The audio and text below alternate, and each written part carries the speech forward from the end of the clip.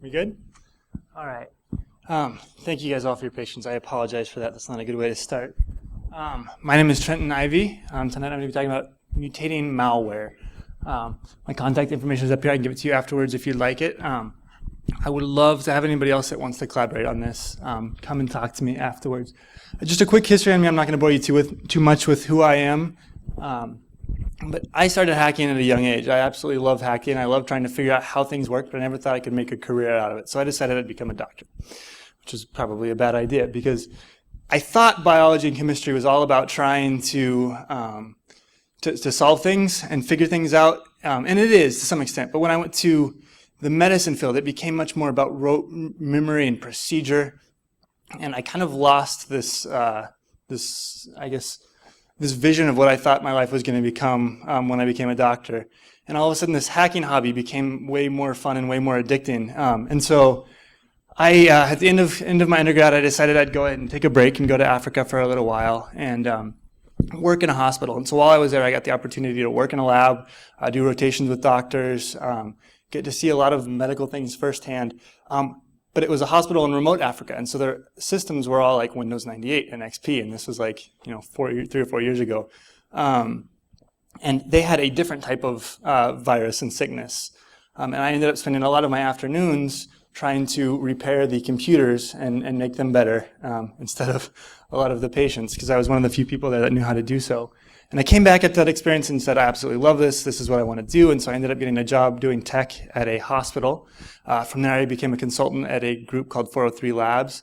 And then currently now, I am a pen tester on our network exploitation and research department for a Fortune 500 company.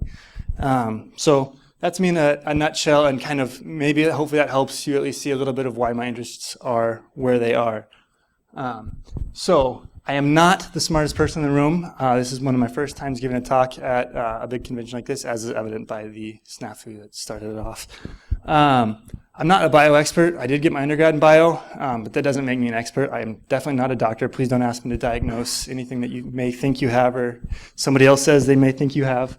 And I'm not an antivirus expert. I look at it from the perspective of an attacker. I love to break things. I'm a breaker before I'm a builder. And I think that if you want to know the true or find a true antivirus expert, you got to go talk to people that are building this stuff. That said, hopefully I can still provide some information that's interesting. So tonight I'm going to try to, and I'm going to see if I can still get you out on time. So I'm speaking fast. I apologize. If you have any questions, just raise your hand. I'll go back and say something again. Tonight I'm going to take a quick look at some of the similarities between biology and technology. And I have to grab my notes here. I'm also going to give a quick primer on antivirus evasion. I'm going to look at a lot of the different techniques that are used and how we can make some of them work better. I'm also going to give a primer on genetic algorithms. If I have time, throw in a few demos, and maybe talk about where we should go from here next. This talk is not about AV bashing. I know, I hear an O back there. AV is tough, and that's why I say I don't want to pick on it. It's like picking on I won't use that analogy because this is being recorded, but so AV is tough. It's a hard thing to get right? There is no such thing as perfect AV, and so the goal is to get as close as possible to that. And so part of what this discussion is how can we migrate the way that we think about AV to make it better? So with that, I want to start with a quick little history lesson in the way that we view pathogens and how that's changed over time. So if we go back to, and I've got to use my cheat sheet here, in 1847, there was a Hungarian obstetrician who noticed that doctors and med students, when they gave birth, the woman ended up dying quite a bit more than if the midwife had been involved and been the only person to have any contact with the woman. And he kind of wondered, why is it? Like, there's this strong connection between doctors and death, essentially, in this case, and the midwives and life. And so he started doing some experiments and found that by doing things like washing hands and making sure that when they went from a sick patient to go deliver babies, that they changed gowns and gloves and things like that. And the rate of death dropped significantly. And so that was the first time that there was kind of this idea of sickness being, not the first time, but one of the times in which scientifically they realized sickness is something that we can try to control through other means. It's something that somebody has. For the longest time, people have had really weird ideas about what sickness was, if you look back through history, right? Some people thought, evil spirits. In fact, in Africa, some people still believe that. There were some tribes that weren't too far away from where I lived who had a witch doctor, and that's where people went for medical advice. And it made it very difficult for the actual doctors there to say, no, you don't need to take salt and rub it underneath, or it was actually bleach. They were using like Clorox bleach to rub it under babies' mouths as a way to heal them, which is awful. But and it's like, but that's when you have, it's not because they were trying to be bad. It was just because they had a lack of understanding. Another mentality. Or another thought with sickness was seeds, right? There's a seed, and if you happen to be in a state in which that seed can grow, then that sickness will grow. Another concept was worms, right? It wasn't until Louis Pasteur in 1860 performed experiments that actually linked diseases with microorganisms. So in 1895, I'm going to try to hurry through this, a scientist documented that mold had antibacterial action. The mold was penicillin.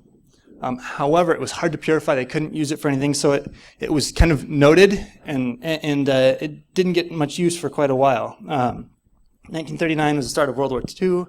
They had 2 antibiotics available, gramicidian, which couldn't be used systemically because it would cause toxic shock, so they had to use it locally, and Pronazil, which was only targeted a little subset of bacteria. So it was great for the bacteria that it was meant for, but terrible for everything else. And so, World War II continues on. 2 scientists finally succeeded in purifying penicillin. The very next year, some scientists said, hey, we're realizing that if this penicillin is being used with bacteria, some of them are going to start to show resistance. So fast forward even further now, right? How many people in the room have used penicillin or some other type of antibiotic? Right? We give it to everybody. It's one of those interesting game theory things, right? If you give it to the individual, then it's good for the individual because it can help them get better. But from a society standpoint, it's not necessarily the best thing to do because all of a sudden now you have the chance of increase of resistance. I think what happened is a similar story, and I think we can learn a lot from biology and apply it to technology with antivirus. Right, here's a chart from AV Test. It shows the instances of new malware discovered. Right, so if you're like way over on the left, like there's absolutely nothing, and the way over to 2013, there's a ton. If we look at the history, right, the idea of viruses or malware goes all the way back to 1949. So this is when we still think that, like, from a biological standpoint, not long after, we're thinking that things are, spontaneously generated, right? But then they say, a scientific, I gathered in computer science, said, hey, there's this idea of this self-reproducing autonomous, form from a software standpoint. In 1970, it was actually realized with supposedly the first public virus, Creeper, was found on ARPANET. And it was really benign, I guess. It spread itself, and it popped up on your screen. It said, I'm the Creeper, catch me if you can. Ironically, somebody created another virus called Reaper to go and destroy Creeper. I have a huge list here, and I could go on, but since we got started late, I'm not going to go over too many of these. But for the 80s and most of what was found was pretty benign. In 1987, a computer scientist named Fred Cohen, he's a mathematician scientist, said that there is essentially no algorithm that can perfectly detect all possible viruses. And I think that's an important point. The same year was when the first 2 AV vendors released software. There was FluShot Plus and Anti4Us AV. The next year was when John McAfee and Eugene Kapersi happened to join a mailing list, right? And so there's this attempt to have this penicillin, if you will, and things kind of started going down from there. Not because we made AV, but because malware is becoming more popular, right? 88, you got the Morris Worm. 91, Michelangelo. 94, Cap A. 99, Melissa. 2001, Code Red. 2002, So Big, Buster, Slammer. 2004, My Doom. And things go on. The list goes on and on and on. And so here we are in 2013 with over 50 million. Got to count the zeros in my head. Oh boy, it's been a long day. 50 million new instances of malware. And we need to look at what got us here, right? So when we built computers, it wasn't how can we build something that's secure? It was, hey, this is cool. We can make two boxes, or a box crunch numbers. And for networking, it was a similar principle. It wasn't, how can we make two computers talk securely? It was, this is awesome. There's two computers in a different room and they're both communicating with one another. So security is always kind of an afterthought. And it oftentimes forgets to think about the future. I don't think that was the case with AV in terms of it being something that was ignoring security. I think it was always intended with security from the beginning. But I think that the future was something that was either couldn't be predicted and couldn't be planned for, or was just not considered, right? What we had at that time was an elegant solution for the problem at that time. But essentially, you have many systems with a few amount of malware. And now we have a whole lot of malware with comparatively few systems. And so the problem has changed. So what most of you probably have come for is how to get past AV. So that's kind of the biology side. I'll reference it in a little bit. But for now, I want to look at how we can get past AV. And so before we can get past it, we kind of have to understand how we get caught first. So there are three different methods that, well, there are probably more, but we can generalize them as three different methods as to how AV finds malicious software or code. The first is hashes, second is byte signatures, and the third is heuristics. If you look at hashes, there are three different types of hashes that get used. The first is a traditional hash. So if you think of like an MD5 sum of a file, right? This is a really, really efficient way to find a malicious file. What's the problem with this? Anybody? Right, you change one bit and the entire thing changes, right? So that doesn't do a lot of good.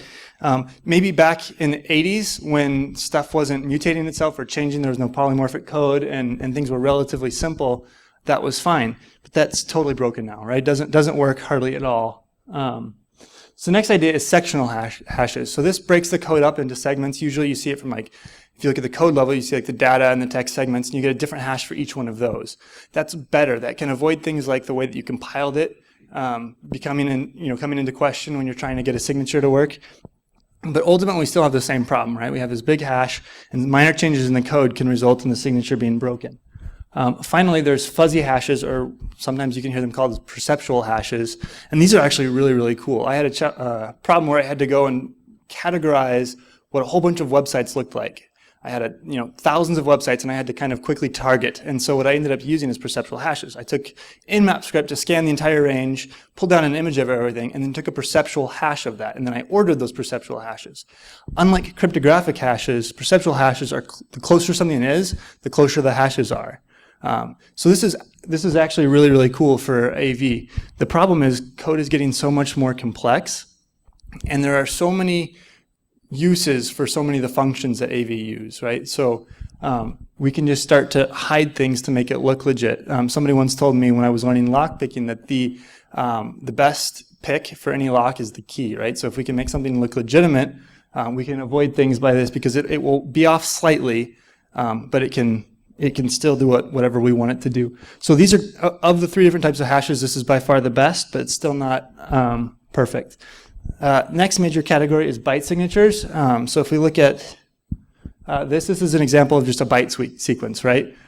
So this is great if you have a piece of shellcode that you know the byte signature for, you know it's going to be bad, and you have a good reason to believe that that's not going to show up in anything else legitimate, right? Or there's a very low chance of that. So this is good, but I'll get to why that can be really, really bad. If we rely on that alone. And then finally, heuristics. So heuristics look at actions that actually occur. This is where a lot of AV is moving, and this is probably the best solution that's out there right now. But there are some reasons why this doesn't work either, and I'll get into that in a little bit later. But here's an example. I know it's a little bit small, I apologize, but heuristics for poison ivy, right? So it looks for a Windows API call to a function with a certain string. It looks for another API call with another string, and then another API call. And it says if A and B and C, then we know that this is poison ivy because nothing else does this or has any reason to do that. Oops, I could have made it bigger. Nope, not going to go there. Next question is, when does it happen? When do we get caught? So file access, right? AV will actually scan on file. This is when you need the full file scan, right? This is pretty good. It takes Actually, I'm sorry, file access is when it opens a file, right? So as it opens a file, it'll throw it into some type of sandbox, review the code, and then say either yes or no, and then you can access it or you can't. Full system scan is similar. It's looking for those hashes to see if anything else can match. And then finally, heuristics triggers. So it's either at runtime or while it's in some type of sandbox trying to review the code in the first place. So with that as just kind of a really brief background, I want to look at some of the common techniques that you can use to get past AV. So the first I'd say is encode. Does anybody use Metasploit encoders? A lot of people use those to try to get past AV, and it's kind of convenient that they do, but they never really were intended to get payloads past AV. The intent was to get your shellcode into a format that it can be added to a buffer or to whatever your target is, such that it will get accepted, right? And so it's great because it messes with the code, and you can oftentimes use it to get past AV. The problem with an encoder is that you have to have something to encode or decode it with, right? And so a lot of AV will write signatures for the decoder portion of the AV. So that's good, but if you take like a Metasploit payload, like the Windows EXE or whatever, something simple, right? And you encode it a bunch of times, take something completely benign and encode it a bunch of times, and then throw it up to AV total or virus total, you'll get hits on it. Because it doesn't do anything bad. It's nothing bad, but it's catching that and says that's a Metasploit encoder. So the next is to encrypt. So this is really cool. You can use a legitimate package such as OpenSSL to encrypt your payload. Again, you have to have a way to decrypt that, but there's plenty of legitimate reasons to encrypt something with OpenSSL, right? So this is a great method to get stuff past AV, but the heuristics is what will end up usually catching this, right? So if you decrypt something and then you bind shell, yada, yada, yada, then flag, right? The next one is compress. So there's a lot of packers out there. It's, let's zip it up, let's uncompress it and then run it, and let's do this all in memory so that AV doesn't catch it. And then next one is my personal favorite, script. So there's a new tool that's been released called Veil. It basically takes any payload that you want and it converts it into either Python or PowerShell. I think there's a few other ones, but that works almost 100% of the time. I have yet to find any AV product. If you guys know of any, please let me know. But they can accurately detect that type of method. So we'll see how long that lasts. But right now, that's probably even better than anything I'm going to talk about. So ghostwriting is what I'm actually here to talk about and what I'm hoping to evolve. So with ghostwriting, essentially what you're trying to do is you're looking at the actual shellcode. Ghostwriting is nothing new. I didn't make it up. It's been around. There was a paper that was published in 2011 on Exploit Database by a gentleman called, I forget his alias. I've got it in the sources. And then somebody else, Pentest Geek, someone on their blog did an excellent write-up on how to actually use it with Metasm. So nothing new, but the idea is if we change the bits around in the code enough, we can actually have execution occur in the exact same way, but end up having it so that the code is different. And so the best way to actually do this is cross your fingers, but we're going to try a demo here.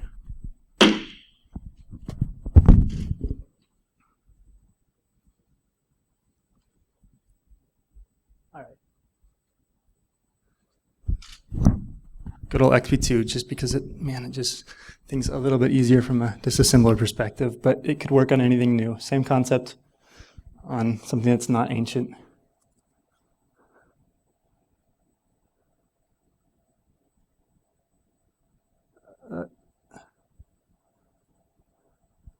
Okay, so I'm not sure how many of you have used Immunity. Can I see a raise of hands of anybody that's actually familiar with this? Okay, so a few people. I'll go over it just really quick for those of you who haven't. On the left side, this is actually the code that's being executed. On the right side, we have the registers. My computer is at risk, but it's host only, so don't try to do anything to it. Or you could, and won't. But then the top right side is all of our registers that the CPU uses to actually hold information temporarily while it's processing it, right? The bottom right part, which you can barely see, is our stack, which is a segment of memory, essentially, that you can add things onto and then take them back off. As a way to store things temporarily while you're processing something. So when you jump into a function, you throw things in the stack. When you jump back out, you pull it back off. So let's fill some registers here. So I'm going to fill them all with -1. So you can see all the 4 registers in the top right corner have filled with Fs. Can everybody in the back see that? I know it's kind of small, but we're good? Okay, because Windows magnifier on XP2 sucks. Okay, so now we've got these 4 registers filled with the value. So if we want to clear a register, the normal way that you'll see that most compilers will do that is doing something like a exclusive OR for the register against itself, right? So if you exclusive OR something against itself, it always becomes 0, and you can see that the top register has become 0. So if we have code that has exclusive ORs for a register, we can substitute that for something else. And I'm going to show you a few different ways that we can do that. So the easiest one will be substitute or move the value of 0 into the register. So as I do that, you'll see the next register in the list will change to 0. So we get the exact same effect, but in both cases, there's 2 different ways to do it. Anybody that's written shellcode before, what's wrong with the second solution right there? Nulls. Yeah, very good. So certain times, if you're doing string format overflows, the null byte will end up killing the whole thing, and it won't work. So there's another way we can do this, right? Let's go ahead and move -1 into EDX, which it already was, so it's not going to change at all. But then let's increment that value by 1. Right now we're back to 0, and that could have been at anything, right? So prior to setting it to -1. So now we don't have any nulls. The code is no longer exclusive OR, but we get the exact same result. Let's look at another one. So this one has a null, but you can push a value onto the stack, right? And then you can pop it right back off. And now you can see that the register is set to 0. There are a ton of ways that you can do this, and you can get super creative with it. So let's go ahead and do a couple other things that you could do to mess with the code. So who's familiar with the no operation, or NOP? Right, it essentially says do nothing. So you can throw a bunch of those in. That's actually what I threw in to separate out the code so you could see it a little bit better. It just says just skip this. It's used for padding. So let's go ahead and take EAX. I set it to Derby in hex. So let's increment EAX, right? And then let's decrement it again. So now we're back to exactly where we left off. We can go ahead and push ECX and pop it right back into ECX. Right now we're exactly where we were. The cool thing with that one is that you can actually do a bunch of crazy stuff in between the push and the pop, so long as that register never gets used. So here we're going to push the value of EDX to the stack. We're going to do some other things to obfuscate the code a little bit more with that EDX value, right? We're going to put pop into the EDX. And then we're going to go ahead and pull it back off the stack so that we're back to where we were before. Here's one of my favorite ones. This is kind of hard to see. This one is really hard to evolve, but it is really effective, at least from what I've seen. So here we have a jump short, right? If you look at this, that looks like really legitimate code, and you can have up to 255 bytes of code to do the jump short. So here what I'm going to do, though, is I've got the jump short followed by a bunch of fake code. When I do the jump short, it's going to jump over everything, right? So now I can add whatever I want in between it to try to obfuscate the code further. So any questions on that? Nope. Okay. Let's see if I can get back into the presentation.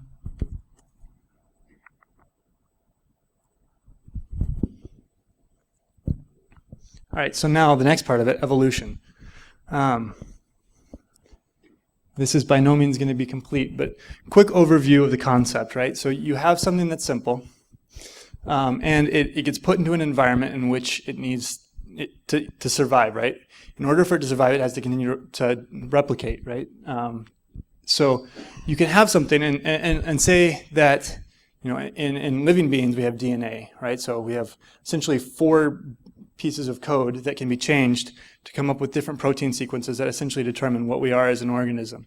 And let's say that something goes wrong in the process of duplication, right? And one of those, you know, I'll call it bit for the sake of keeping it to technology, flips. Then that organism will most often die, right? Like if things change, usually something bad will happen. Or in the case of us, we have redundancy, right? We have 2 of each. So we usually will survive most of the time unless it's really bad and causes cancer, right? But almost all changes are bad, but occasionally you'll get one change, a minor change, that will cause something positive to happen, right?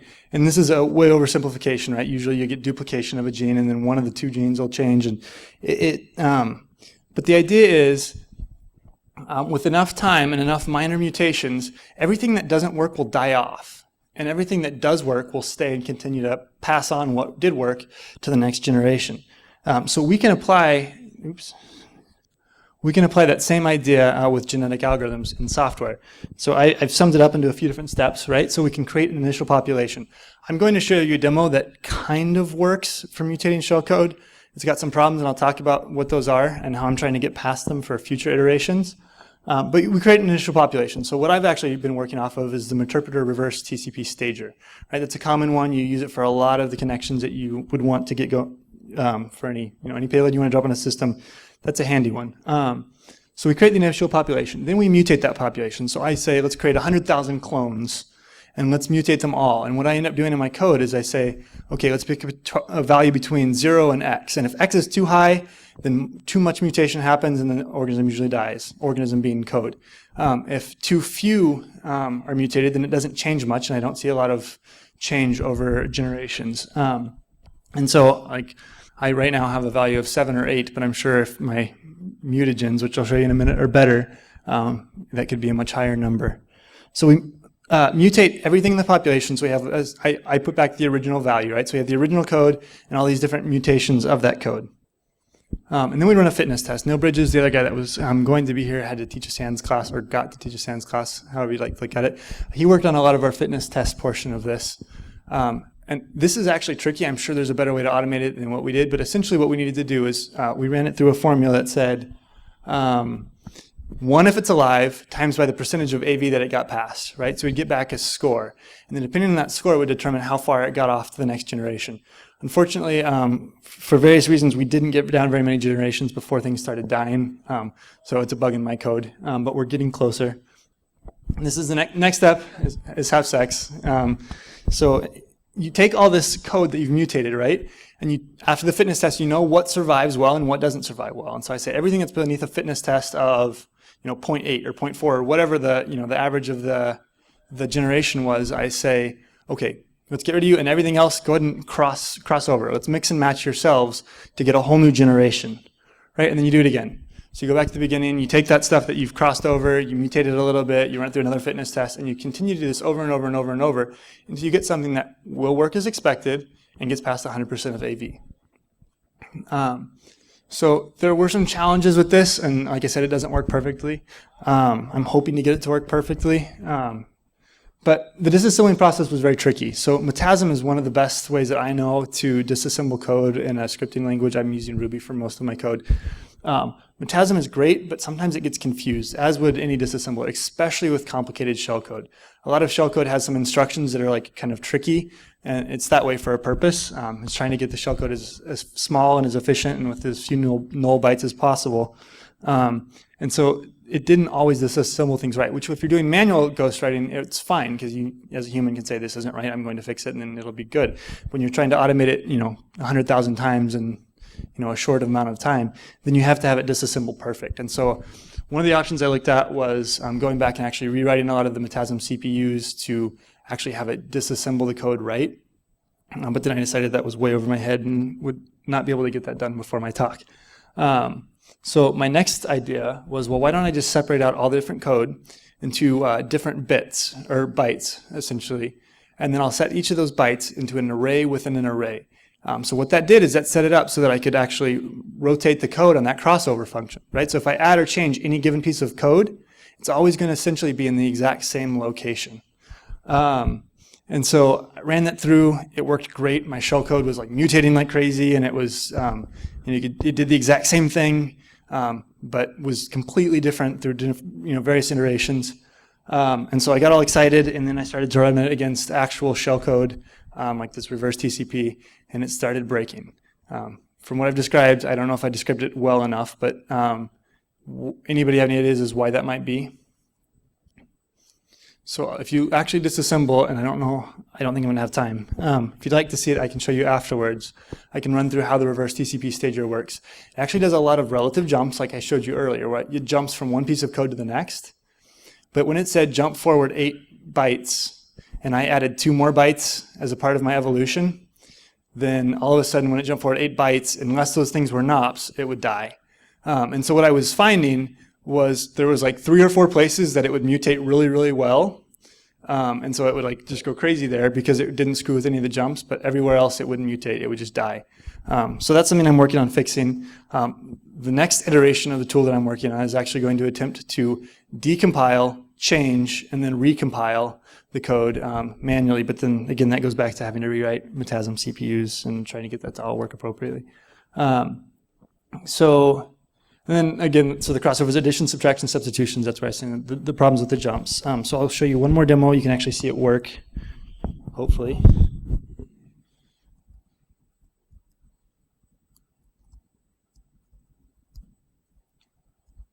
Maybe.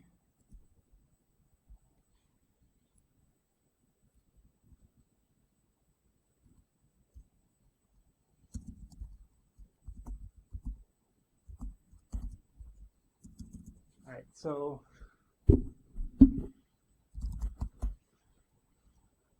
really quick, you can look at the code.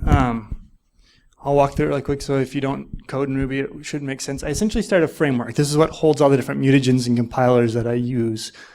I then load the shellcode example and parse it into something that we'll be able to understand or interpret. From there, I will go ahead and create a shellcode object, which is that formatted shellcode. Next, I'll create a pool. So this is creating that initial population. In this case, I'm just going to go ahead and use 20 just for the sake of the demo. But normally that would be much, much larger. And then that pool is going to essentially get filled with shellcode objects, but that are all mutated slightly. The next, I'm going to go ahead and run it through a compiler that's going to compile everything back into an executable. So, and then after this, we'd run the fitness test, get the results, and then take everything that did work, and then run another generation of this. So I'll show you what it looks like.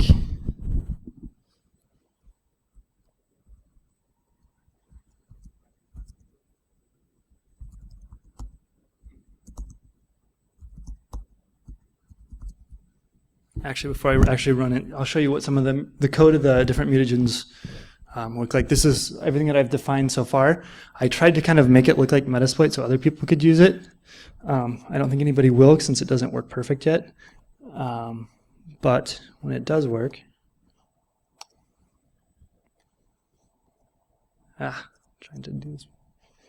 Right, so here we essentially define a set of targets. If it's empty, it's going to go after everything. And then we define what we actually want it to mutate. So in this case, it's just adding a value of 90, which is NOP, to the end of the string. Right, you can do a lot of more creative things with matching certain values and substituting them with other things. Okay, so now I'll go and run it.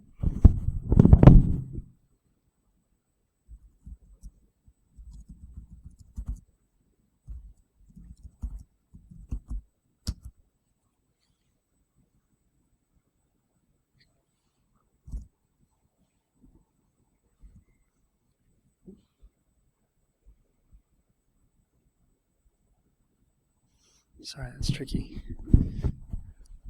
Okay, so you can see exactly what it's doing. So each one of these is a new mutation that it will do from one of those 20 values. And I had it output more than it normally does, but you can see it creates a new mutant, and then it does a whole bunch of replace functions. So here we're essentially changing that shellcode to something new. We're doing that automated ghost writing. And then at the very end, it compiles it. And so if we go to our output folder,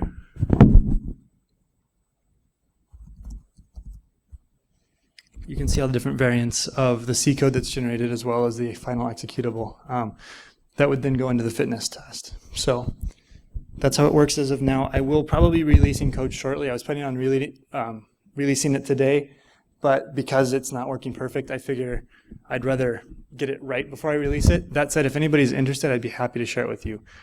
The only reason I'm not releasing it is just because my code's ugly and I want to make it look nice. But if anybody's interested, like I said,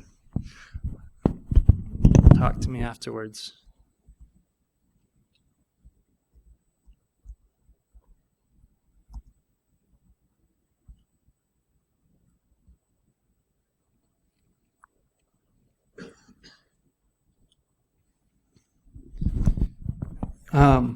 So quickly, since we only have a few more minutes, I think it's worth considering that change is exponential, right? If you remember the graph earlier, you can see that the malware is evolving exponentially.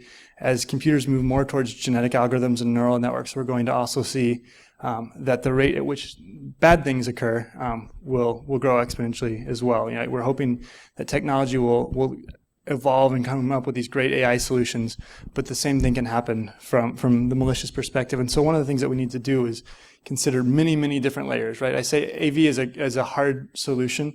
If we get sick, we don't say, my immunity, it sucks. And if we do, we're not really like actually referencing our immunity. It was just that, and we also definitely don't say like, oh, my immunity sucks, I should just get rid of it, right? So I think that AV is probably overpriced a lot of times. It's probably not as much of the bang for the buck, but I still don't think, I think it's overpriced because it's a difficult solution, right? Or a difficult challenge. So I think one of the things that we should do moving forward is consider the way that nature evolves solutions.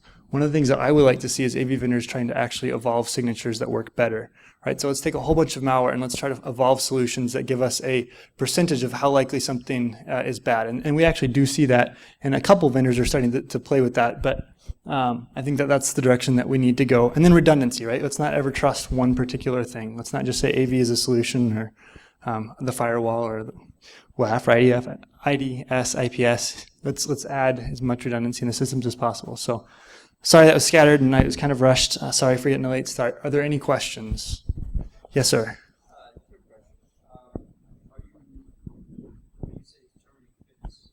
Mm-hmm.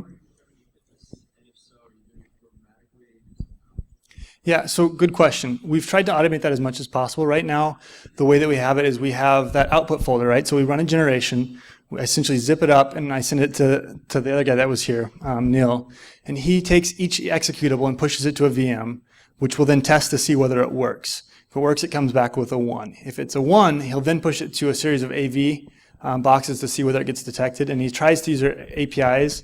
There are AV API, and Neil could talk about this more than I could, but the APIs are a little bit tricky. So we had to do some fun things like looking at logs that may come out and whether they did or didn't. But ultimately, that's what ends up in the score, right? So if we have 10 AV vendors that we're looking at and it got caught by got past 8 of them, then 0.8 times 1 is 0.8, and so that's our final fitness score. Correct, right? And so you can make fitness much more advanced. The better your fitness test, essentially the better product you're going to finally get, right? So that was just kind of the easy solution for this go around, but there are definitely better ways you could do that. I saw a hand. Have you considered that in some of the statements of how you did the mutagens, you were swapping some opcodes for other opcodes? I'm certain, just from an intuitive dealing with reversing myself, reversing code myself, but not reversing myself. You know what I mean? Yep, it's long and we should all go get drinks afterwards. There are some combinations of what you are trying to do and however your statements are defined for the swapping that will not work, and those will die. And what you must do, I think, is look at the structure of which opcodes work for swapping and which don't, and there is a death sequence. Oh, absolutely. Yeah, so I don't know if everybody in the back heard, but basically she's saying that certain functions, so these mutagens that I've defined, some of them aren't going to work, or it's likely to cause death every single time, right? So there are certain things that cause, like I said, most mutations end up being bad, but in this case, some mutations may end up being really bad, and I should just say, nope, we're going to get rid of that mutagen. It's just making this too much of a inefficient process. So the fitness function will take care of that. It will eventually kill itself off, just by the sake that whatever mutates that way will die, and then we don't see it in future populations. But you can make it a more efficient process, absolutely. So.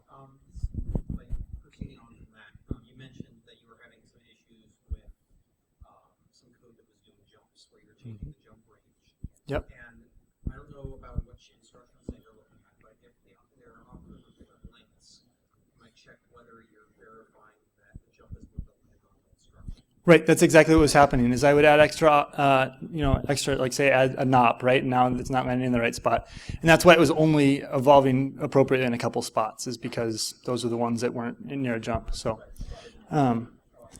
I think we're out of time, but I will stick around for any extra questions that you guys may like.